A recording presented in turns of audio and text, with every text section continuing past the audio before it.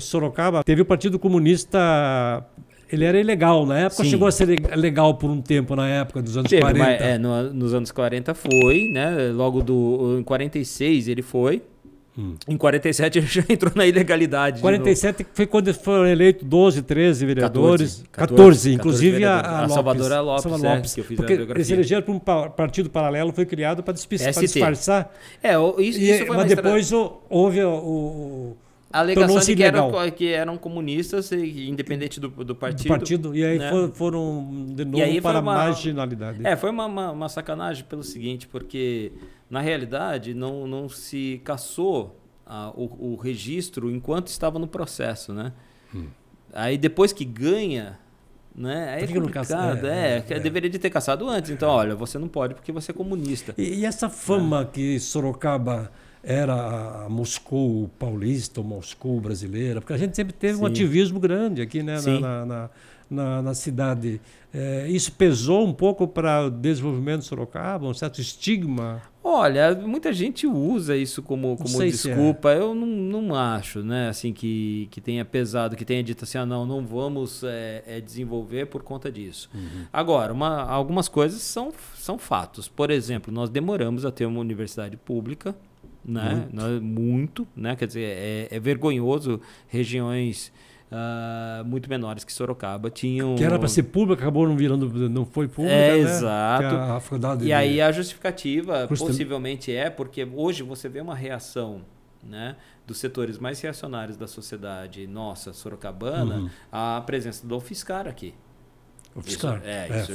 Isso basta você resgatar em discursos da Câmara, vereadores falando, não é algo assim escondido de ninguém. Então, assim, me parece que, de fato, a presença do ensino superior público aqui incomodava, né? O status quo. Exato. Né? Porque traz, de fato, você vê, as regiões só se desenvolvem quando tem uma universidade pública. É interessante comentar uma coisa, porque Sorocaba, a despeito de certas coisas, sempre foi uma cidade que teve, no aspecto tecnológico, vários momentos importantes que marcaram a história do crescimento da cidade. Sorocaba teve muito movimento operário, que é um segmento que você estuda muito. A greve de 17, por exemplo, teve mais policial de São Paulo aqui do que em Campinas. Então, só para você ter uma ideia. Tivemos uma presença muito grande de militância comunista. Sempre foi uma cidade anarquista também. Sempre foi uma cidade operária, né? Você sabe que o 1º de maio, a primeira cidade a que deveria de ter comemorado o 1º de maio era Sorocaba?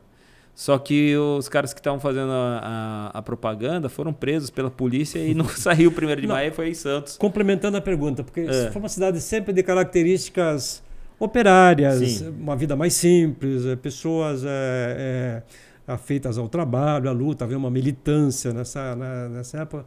Por que Sorocaba, a despeito disso tudo, é considerada uma cidade muito conservadora? Ou ela não é muito conservadora? Eu acho que ela é.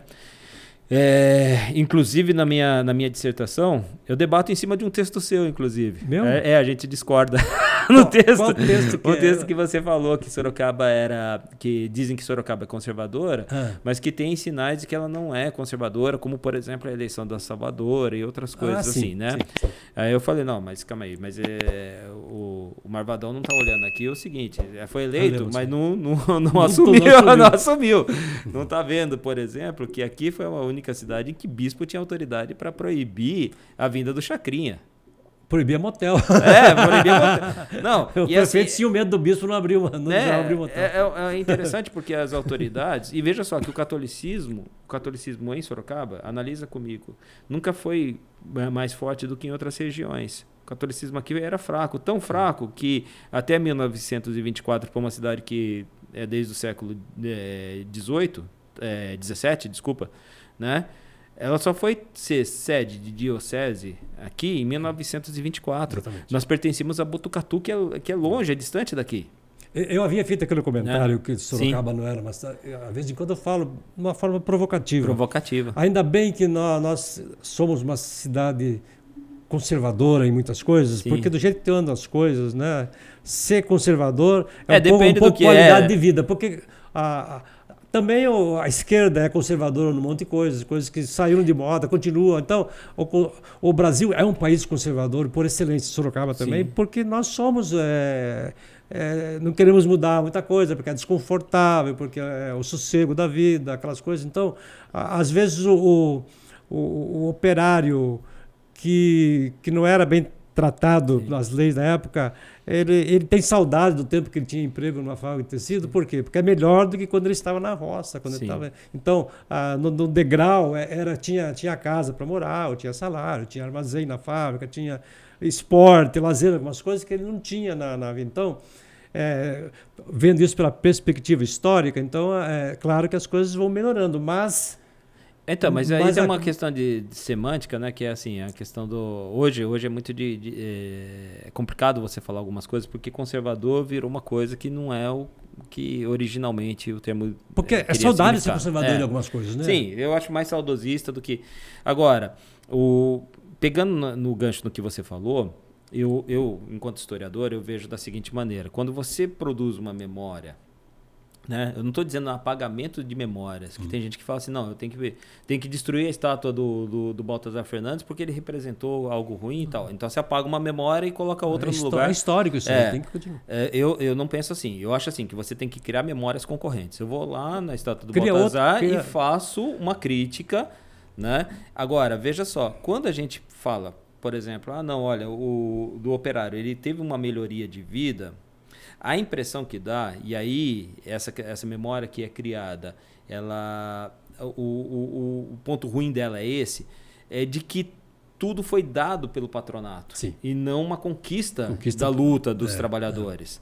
Bom, a gente morreu para que as coisas acontecessem, né? Você vê Vitorino, por exemplo, em 1933, lutando para que tivesse 8 horas de trabalho, morreu em frente da fábrica. Se você for analisar o momento do operariado de Sorocaba, que mudou muito, né? A relação de negócio no sindicato é diferente, a negociação é direta. Como que você vê hoje a mão de obra sorocabana, o operariado, o movimento sindical, o movimento... Então, eu acho que a grande perda foi essa, né? Da identidade do trabalhador, né? Hoje você tem um individualismo que foi colocado na cabeça de todo mundo, né? Então, ou seja, não, negocie você, negocie... Fica a empresa negocia direto. E o próprio sindicato, né? De certa forma, de uma forma geral, o próprio sindicato entrou nessa jogada, porque acabou ficando uma coisa muito mais tranquila, né? Você não precisa ir para o embate,